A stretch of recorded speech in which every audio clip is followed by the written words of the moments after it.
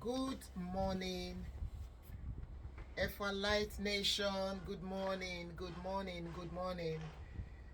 Wherever you are watching this video from, whichever part of the world, greetings. May God bless you all. So, I find it necessary to talk about a little bit about coming abroad and those few things on what people doesn't really tell you before you move. I know and I understand, even as I speak now, there are a lot of you that are preparing. You are working so hard to find greener pastures. You are working so hard, thinking about it, discussing it with friends, with families, how you would want to one day move to the Western world, any part of the Western world. Number one, what you should know that people don't normally say to you, which is the reality that you will face. One of those realities is loneliness. Loneliness. You imagine yourself living in a country that you are used to. You have families, you have friends, you have everything around you. But the only issue is maybe the comfort is what you don't have. And for that reason, you will say, okay, let me just move abroad to find my greener pastures. I will say to you, my brothers and sisters, if you are a man, because I've seen a lot of men made that mistake of traveling abroad without their families. There are men that have wives, they have children. When they are coming abroad, they will tell their wife, let me just go. In a year or two, I will come and pick you and the children. 90% of the time, it doesn't happen. 90% of the time, it doesn't really happen like that. Why did I say so? Because when you are in your own country of origin, and from there you are planning to travel, you can't know what you are going to face where you are going. You may plan 1 year, that 1 year might become 10 years. Because if you don't have the document, if you don't have the proper documentation, you cannot work, neither can you bring anybody. Yes. And coming here, you are going to face a different culture, a different environment. Everything here is very, very different from, for instance, from Africa. It's very, very different. So if you are a married man, do not make the mistake of leaving your wife in your country of origin. Leaving your wife and children is the greatest mistake. Is the greatest mistake. Because when you are there, you will be thinking, okay, how can I cope? I'm just a new person. And if I go there, I wouldn't have a job, I wouldn't have anything. Sometimes, just have patience until you are really set, you are really ready for the journey before you go. Make sure you have money in your hand, in your pocket. You have enough money, at least that will sustain you for a period of time. You need that money very, very well. That is very important. And if you leave your wife, you know, coming here, you are going to meet different things. Temptation will set in at the end of the day. Most people that I have seen, at the end of the day, they will leave their wife right there in Africa or whichever country they are coming from. Because why? They will be involved with someone here. When you are sick as a newcomer, what do you do? Because here, in our country here, for instance, we have what we call Verzekering, which is insurance, hospital insurance, which can lead you to your doctor, to your house doctor, and when the sickness is really tough, if the doctor sees that you need to do some tests, then he will send you to the hospital. What if an emergency happens and you have no document? How do you do it? It is a very big challenge coming abroad and being a newcomer. It is a very big challenge. But at least when you are with your family, then that is when you can actually think right. That is when you can actually be more organized. Be more organized. At least, no matter how hard it is outside there, when you come home, at least you have a family that you can talk with, you can chat with. You understand? But a lot of our people especially, unfortunately, have died here without anybody knowing. Most of them, they will sleep and not wake up. Stress, hard work, struggle. Because everybody here is busy. Work, you go to work, you come back, already you are tired, you still have a lot to do at home.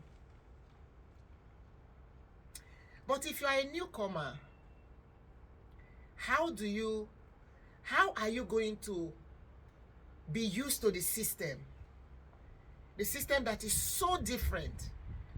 For instance, if you are a newcomer now, let's say somebody just coming from Nigeria today, and you don't know anything about traffic lights, about the rules and the regulations, about the do's and the don'ts, you will definitely be trapped.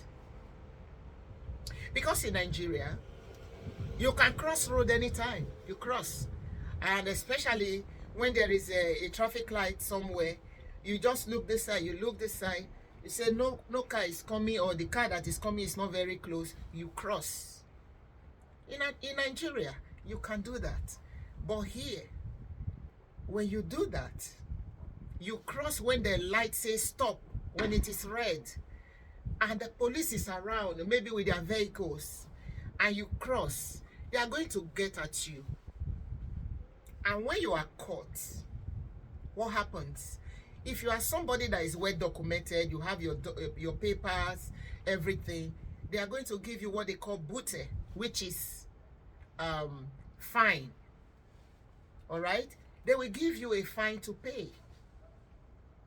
But imagine if you are just a newcomer who just wanted to do something you can easily do in Nigeria and get away with it. When you do that, that can lead you home, back home. They will repatriate you because of that. Number one, when the police stops you and you are without document, they will first of all ask you, where is your passport? If you have nothing to give, they will take you to their car, and then that's all. From that place they are taking you, they will take you to the repatriation center, and that can lead you home. So, as a newcomer, it is hard. That is the real truth. It is difficult, especially when you don't have a family with you. Even if you have a family with you, it is still very hard. But with time, you people are going to be able to solve things together, which is more better. A lot of homes has been broken because of this travel. A man can leave his family a wife and children, and come here, or to meet a different life altogether. And at the end of the day, what happens? A lot of families are down because of this. So coming abroad is a good thing, but make sure before you leave, know God for yourself. Make sure you know God for yourself. Knowing God for yourself has a lot to do with it. At least you will have the fear of God. You will be able to, even when people are taking the wrong direction, that fear of God in you will stop you at a time and say to you, no, you shouldn't go this way. You have to go this way. When the Spirit of God is inside of you, and you have the fear of God in you, evil things that people do that you know is a sin against yourself and your God, you will not be involved in them. You will never be involved in them. You will never be involved in them. So coming abroad is a good thing, but make sure you are well prepared. You are well prepared, because never you imagine yourself like a year, oh, you have made it and you are coming for this person and you are coming for this person. It does not work like that. A lot of people that say such a thing, they ended up staying 15 years, 17 years, 18 years, 20 years without even being able to travel, without being able to have proper documentation. So a lot of times, abroad is overrated. Yes. Coming to abroad is overrated. We just think, there are some of us that think, oh, because my brother, my sister, my auntie, my uncle, my father, my mother is abroad, there are some trees that produces money. It's not like that. Every penny you have, you work for it. You work hard for it. You see, look at how, had it been downstairs, you could have been able to see. Maybe you can also see, look at this, it's snow everywhere. And because the snow fell, that does not stop you not to go to your work. Your boss is expecting you to be there. It's expecting you to be there at work. So no matter how, like, there are some of us, before we left Nigeria, we were already riding cars and so. But believe you me, when you come to Europe, being a newcomer in Europe, Europe will definitely humble you. It will humble you to the core. Yes. I remember when I came, it was in Europe, I learned how to ride bicycle. I never did that all my life. Yes, because you have no option. When you find out you don't have the documents, you don't have anything, even you cannot to enter anywhere, you need at least some sort of document to be able to buy your train, what they call it, to do your bus ticket and the rest of it. You need something to show. You understand? You need something to show. So it is not something to scare you. Europe is not a place where you will just sit and somebody will come and give you money. You understand? No, it is not a place. It's a place where you will sit up and work hard before the money will come to you. And before you will be able to work, you need the documentation. And that documentation, for some people, it can be 2 years. For some people, it can last 5 years. For some people, 8 years, 10 years, 15 years. Yes, as long as it takes. So until that document comes, you are not allowed to work. You cannot work without documentation. If you don't have passport in your hand, there are a lot of people that beat the system. But imagine, before, years ago, people can beat that system to say, oh, brother, can I use your document? Sister, can I use your document? Which is not really good. Impersonation. And if you are caught, you go in for it. If you don't have document and you are caught using another person's document, the next thing is to repatriate you. They will take you back. All right? So please, before you leave, because even in the winter, some people, in the hard winter like this, a lot of people will be outside. They have no place to stay. No house. Nothing. Imagine you coming, leaving Nigeria or leaving any part of Africa and coming to Europe without any money in your pocket. That is high. That is severe suffering. You must have money, enough money that will sustain you at least, let's say, 3 to 6 months. Something that will hit you hard is isolation, loneliness. That loneliness of not being able to meet, have friends immediately. Even like we that are here now. I have neighbors. Everybody is in their own house. Maybe my neighbor, I can see maybe once in a month. Maybe we can pass each other on just to greet, hello. Here is not a place that you go to your neighbor and knock. If you don't have an appointment with that person, what are you going there to do? Everybody live quietly in their own space. I'm going to talk more about this because a lot of our African brothers and sisters have died in their houses, in their rooms, without anybody seeing them in time, seeing them on time, because, you know, you can have a friend, right? But for the fact that you are working, maybe you are not able to talk to each other every day. You are not able to talk to each other every day, and emergency can occur. And maybe that person, because he's living alone or he doesn't have friends, when things happen, that's the end of that person. That's the end. A lot of Africans have died in their sleep here because of stress. There's a lot of stress in this place. Because once you are here, other people back home, it seems like everybody's counting on you. You're already carrying not only your burden, but the burden of others. People are expecting you to do a lot. To do a lot, but the system is not like that. It's not like that. Africans living without a solid arrangement or a solid plan end up suffering so much.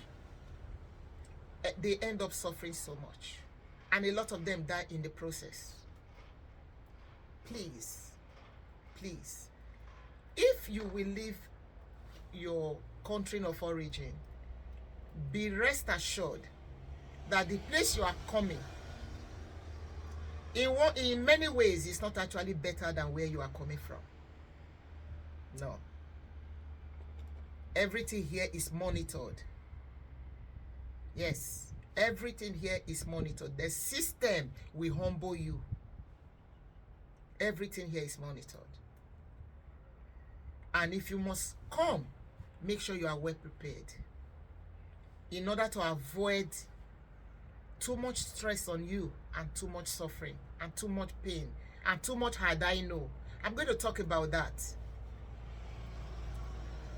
There are a lot of people that are in Europe, they still regret coming. That one will be another topic, because this is just to enlighten some people. Because every day People want to enter road. People want to fly out of their country. It is a good thing if you are well prepared and if you are ready for it. You have to prepare your mind as well, and your mentally you have to be ready. You have to be ready. And you have to prepare for the unknown. Because leaving your country, you don't know what you are going to meet. Anything can happen. May God bless you. Just think about this in case you want to leave. Make sure you prepare yourself well, and make sure you are mentally fit and mentally ready for it. May God bless you. Thank you. Have a blessed day, and bye.